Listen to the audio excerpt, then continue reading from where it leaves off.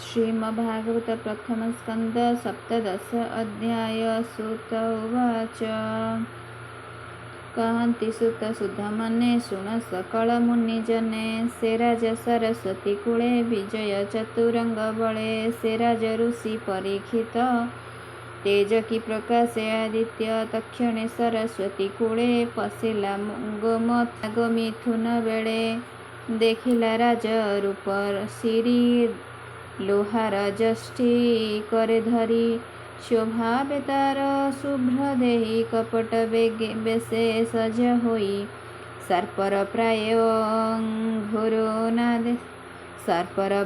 घोरो नादे जष्टि प्रहारे तार पादे शोभावे कई चरण प्रहार करे पुनः पुनः तार प्रहारे से विकले लोचनो अश्रुजल गले कंपई घन घन देही मूत्र पुरीक्ष उत्सर्गई तार प्रहारे धेनुनादे शिर नुहई चारिपादे वत्स विहीने कृष्ण देही जीव से भोजन इच्छई तार निकटे रथे जाई सुवने अलंकृत होई अनाई वृषभ वदन गभीर कोमल वचन बाण आरोपी धनुर्गुणे पुछई प्रहार करणे राजोवाच काहू आइलु तु पुरुष कह तोहर नाम किस मोर चरण नरलोक एहाकु करू तु निरेख दुर्बल प्राणी को तो बळे प्रहार बलियार छळे विदेशे राजरूप हेउ नटर प्राय जन्म हो कह एके बण कारण देख मोहर धनुर्बाण देख अर्जुन संग करी निज भुवने गले हरि तू तो स्वभावे अरक्षित प्राणी को करू किंपा हत प्राण सत्वरे अवहेला निश्चय काल तो पूरिला पुणी वृषभ मुख चाहि संभ्रम चित्ते पचारई तु वृक्ष मृणाल कोमल एकई पाद तु चंचल तिनि चरण तोर थिला कह कि हेतु केणे गला केउ देवता कह तु ही मायारे वृषरूप होई एकथा मते बड़गरु मोहर वन खेद करू देख कौरव वंश भुजे परीक्षित मोहर राज्ये प्राणी लोचन अश्रुजल केबे न पड़ई तल पुणी सुरभि मुख चाहि आसंसी वाक्य पचारई तु धेनु कांदु काहि पाई तु ताहा कह मोते फेई तु एबे रोदन न कर मुहि खड़ंक दर्पहर मुहि पालक अछि जहि मोर प्रजाକୁ दुख ନାହିଁ ତାହାର ରାଜ୍ୟ ପ୍ରଜା ବଳେ ହିଂସା କରନ୍ତି ଦୁଷ୍ଟ ଖଳେ ତା ଯେବେ ରାଜା ନ ମଣାଇ ତାର ରାଜତ୍ୱେ ଯଶ କାହିଁ ରାଜାଙ୍କ କୁଳ ଧର୍ମ ଏହି ନିଶ୍ଚିନ୍ତେ ପ୍ରଜାଙ୍କୁ ପାଳଇ ଏଣୁ ଏହାର ବଦ୍ଧ କରି ଧର୍ମ ଅଧର୍ମ ନ ବିଚାରି तोर रक्षणे कारण वृक्ष सावधाने शुण तोहर चारिपाद थिला तिनि चरण केणे गला सुरभि मुख चाहि पुणी कहई नूप चूड़ामणि भवृष शुण मोर वाणी तो दुख कह मोते पुणी कृष्ण सेवक बंधु जेते ताहांक चित्त ए जगते धर्म न सहे मोहि तळे जे साधु अटे सर्वकाले तोहर विरूप शरीर पांडव वंशे दुष्कर निर्दोष प्राणी को जे हिंसे से अपराधे आत्मा नाशे मुहि ताहार भुज दुई छेदई जेबे देव होई राजा प्रजार धर्म ही निश्चिंते प्रजाଙ୍କୁ पाळई स्वधर्मे पाळे वसुंधरी खळ चौज से निवारी ए चारि बने जगते स्वधर्म छाड़ी अन्य पथे ताहांक गर्भ जेते हरे से राजा सुखे राज्य करे ରାଜାର ପ୍ରାଣୀ ଶୁଣି ତ ସେ ଧର୍ମ କହନ୍ତି ପ୍ରେମ ହାସ୍ୟେ। ଧର୍ମ ଉବାଚ ପାଣ୍ଡବ ବଂଶେ ବିଭାର ଆରତ ପ୍ରାଣୀ ଭୟଙ୍କର। ଯାହାର ଗୁଣେ ଗୁଣହରି ସାରଥି ଦୃଢ଼ ପଣେ କରି। ପ୍ରାଣୀଙ୍କ କ୍ଲେଶ ବୀଜ ଯେତେ ପ୍ରକାଶ ହୋଇ ଯାର ଚିତେ। ସେ ବାକ୍ୟ ଭେଦ ବିମୋଚନ ତାହାକୁ ବୋଲି ସାଧୁ ଜନ। ସେ ଆତ୍ମା ଜ୍ଞାନେ ମନ ଧରେ ଆତ୍ମାର ବିକଳ୍ପ ବିଚାରେ। କେ ବୋଲେ ଦେବ ମାୟା ବଳ କେ ବୋଲେ କର୍ମର ଏ ଫଳ। କେ ବୋଲେ ସ୍ୱଭାବ ଏହାର ବ୍ରହ୍ମା ଶଙ୍କର।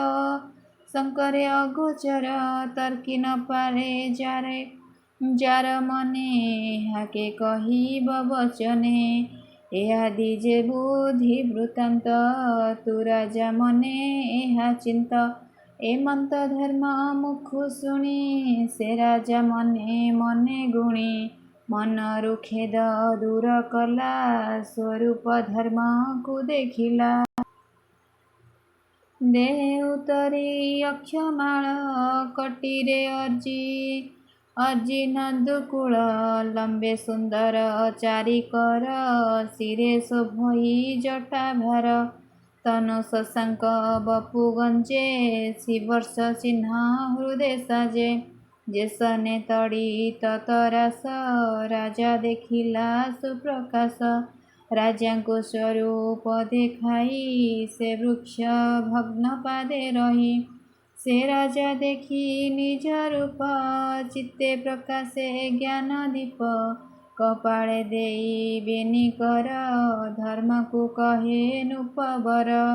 ରାଜୋବାଚ ଭୋ ଧର୍ମ କଥା କହୁ। ଭୋ ଧର୍ମ କଥା କହୁ ଧର୍ମେ ବୃଷଭ ରୂପ ବହୁ। ଧର୍ମ ଅଧର୍ମ ଯେ ବା କରେ ସେ ପ୍ରାଣୀ ଜୀବ ଥାଉଁ ମରେ। ଦେଖ ମାୟାର ବ୍ୟଗ୍ର ଗତି କେ ଜାଣିପାରେ ଚିତ୍ତେ ଚିନ୍ତି। ମନ ବଚନେ ଅଗୋଚର ନିଶ୍ଚୟ ବିଚାର ମନର।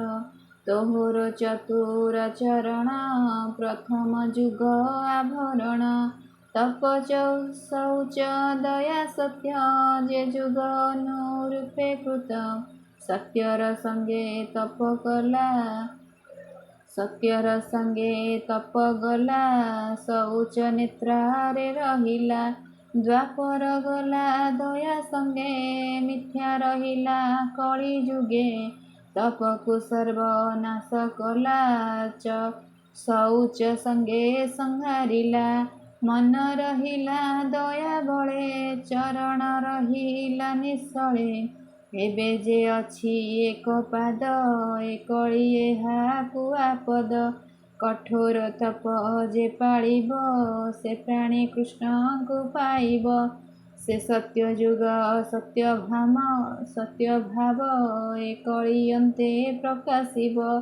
ଏ ଭୂମି ଭାରା ଭର ହରି ଶ୍ରୀକୃଷ୍ଣ ଗଲେ ଅପସରି। କୃଷ୍ଣର ପାଦ ପଦ୍ମେ ଦେଖ ଯେତେ କୃତ୍ୟ କୌତୁକ।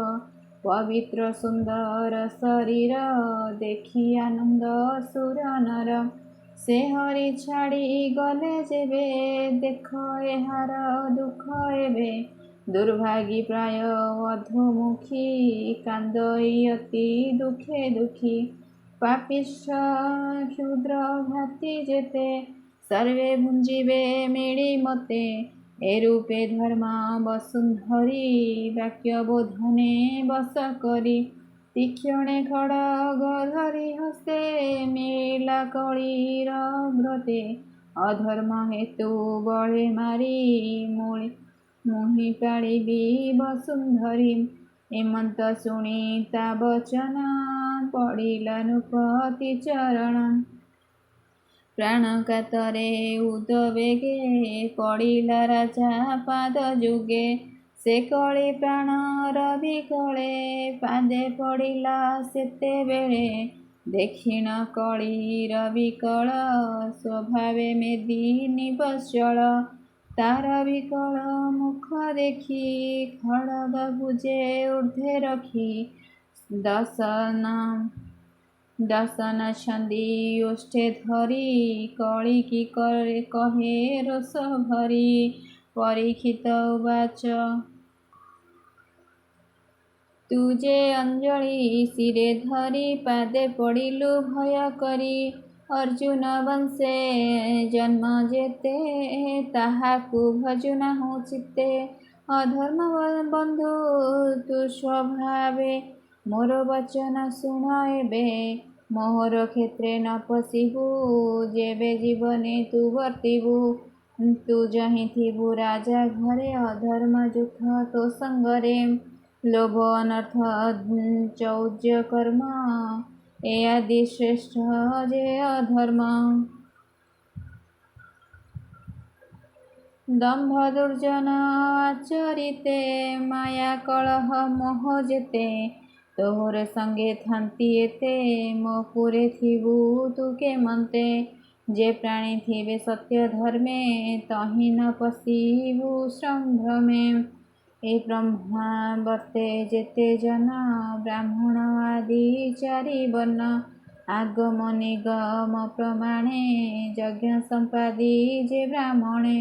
ହରିଚରଣେ ପୂଜା କରି ଯେଣେ ସନ୍ତୋଷ ନର ହରି। ସ୍ଥାବର ଆଦି ଚାରି ଦେହେ ବାହ୍ୟ ଅନ୍ତରେ ବ୍ୟାପୀ ରହେ। ସେ ହରି ପୂଜା କରେ ଯେହି ତହିଁ ପ୍ରବେଶ ତୋର ନାହିଁ। ଏ ଧର୍ମ ତୋର ପ୍ରମାଣେ ଏଥକୁ ସାକ୍ଷୀ ନାରାୟଣ। ଏ ଧର୍ମ ତୋର ପ୍ରମାଣ ଏଥକୁ ସାକ୍ଷୀ ନାରାୟଣ। ଶୁଣି ସେ ରାଜାର ଉତ୍ତର କଳି କମ୍ପଇ ଥର ହର। ଉଚ୍ଚେ କମ୍ପାଇ ଅଶିବର ତେଜେ କମ୍ପିତ ଦଣ୍ଡଧର। ଏମନ୍ତ ରାଜା ମୁଖ ଚାହିଁ କହି ଶିରେ କର ଦେଇ କଳିରୁ ବାଚ ଭୋ ରାଜା ତୋର ଚରଣେ ଥିବି ମୁଁ ଆଜ୍ଞାର ପ୍ରମାଣେ। ତୋତେ ଦେଖଇ ମୋର ପଛେ ଖଡ଼ଗ ହସ୍ତ ତୁ ପ୍ରତ୍ୟକ୍ଷେ। ତୁ ଧର୍ମ ପ୍ରାଣୀଙ୍କ ଈଶ୍ୱର ବିଚାରି ମୋତେ ସ୍ଥାନ କର। ଯହିଁ ନିଶ୍ଚିନ୍ତେ ଥିବି ମୁହିଁ ତୋହର ଆଜ୍ଞା ଶିରେ ବହି। କହନ୍ତି ସୁତ ତୋଷ ମନେ ଶୁଣ ସକଳ ମୁନିଜନେ। କଳି ବଚନ ଶୁଣି ହସି ସନ୍ତୋଷ ଚିତ୍ତେ ରାଜଋଷି। ଚାରି ପ୍ରକାରେ ସ୍ନାନ କଲା ନିତ୍ୟ ଧର୍ମ ଯହିଁ ମେଳା। ଦ୍ୟୁତ କାମିନୀ ମଦ୍ୟପାନେ ପ୍ରାଣୀ ମାରଣ ଯିବା ସ୍ଥାନେ। ଶୁଣି କହନ୍ତି କଳି ଯୁଗ ମୋର ଏ ସ୍ଥାନ ଚାରି ଭାଗ। ମୁଁ ତହିଁ ଥିବି ନିରନ୍ତରେ ପଞ୍ଚମ ଭାଗ ଦିଅ ମୋରେ। କଳିର ବାକ୍ୟ ଶୁଣି ଚିତ୍ତେ ସୁବର୍ଣ୍ଣ ଦେଲା ତାର ହସ୍ତେ। ଏ ପଞ୍ଚ ସ୍ଥାନ ପଞ୍ଚଗୁଣ ବ୍ରାହ୍ମଣେ ସାବଧାନେ ଶୁଣ। ମିଥ୍ୟା ବସଇ ଦ୍ୱିତ ମଧ୍ୟେ କାମ କାମିନୀ ମଦ୍ୟ ସାଧେ। ପ୍ରାଣୀ ମାରଣେ ରଜଗୁଣ ସୁବର୍ଣ୍ଣ ମଧ୍ୟେ ରିପୁଗଣ। ଏ ପଞ୍ଚ ସ୍ଥାନ ତାରେ ଦେଲା ଯହିଁ ଅଧର୍ମ ସଙ୍ଗ ମେଳା। ତକ୍ଷଣେ ରାଜାର ବଚନ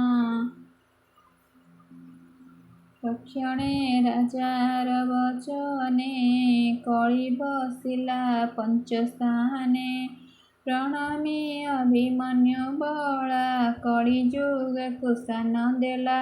ସେ ଧର୍ମଶୀଳ ଯେହ୍ନେ ମେରୁ ସ୍ୱଭାବେ ଲୋକପତି ଗୁରୁ ତପସ ଉଚ୍ଚ ଦୟା ତିନି ବୃଷଭ ପାଦେ ଏଣେ ମାନେ ନିଜ ବିଷୟର ପାଳନେ ବର୍ତ୍ତିଲାଏ ଚାରି ଚରଣେ ସ୍ୱଭାବେ ସ୍ୱଧର୍ମ ପାଳନେ ରାଜା ଉଚିତ ଏ ପ୍ରମାଣେ ଧର୍ମନନ୍ଦନ ଧରି କୋଳେ ତପେ ଅରଣ୍ୟ ଯିବା ବେଳେ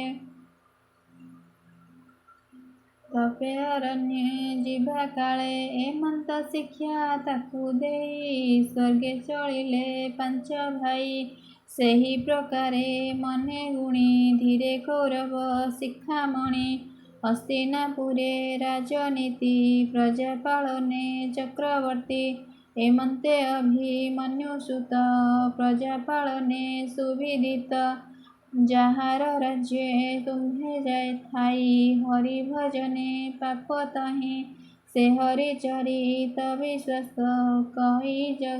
କହଇ ଜଗନ୍ନାଥ ଦାସ ଇତି ଶ୍ରୀମଦ୍ଭାଗବତେ ମହାପୁରାଣେ ପରମହଂସେ ସହିତାୟାଂ ବୈୟାସିକ୍ୟାଂ ପ୍ରଥମ ସ୍କନ୍ଧେ କଳି ନିଗ୍ରହୋ ନାମ ସପ୍ତଦଶ ଅଧ୍ୟାୟः।